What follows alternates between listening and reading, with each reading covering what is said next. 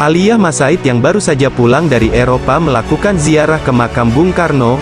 Momen tersebut Aliyah bagikan melalui media sosialnya. Kawasan makam Bung Karno yang terletak di Blitar menjadi objek wisata yang terkenal.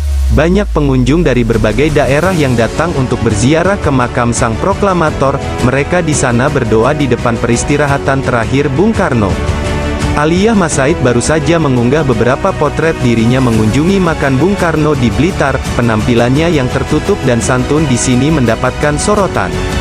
Aliyah Masaid memadukan atasan kemeja lengan panjang berwarna putih polos dengan syal putih yang serasi yang dijadikannya kerudung untuk menutupi kepalanya.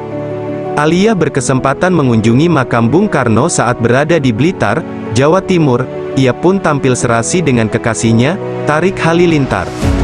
Seperti biasanya, Aliyah tampil elegan dengan busana yang dikenakan. Ia memilih mengenakan atasan kemeja putih lengan panjang. Aliyah pun melengkapi penampilan dengan kerudung putih yang hanya ia sematkan di kepalanya. Terlihat juga mengenakan aksesori gelang-gelang. Aliyah pun tampil cantik effortless tanpa makeup berlebih. Hanya terlihat lipstik pink glossy menyegarkan bibirnya. Sementara, Torik mengenakan baju putih mirip koko dipadukan celana hitam yang serasi dengan sepatunya.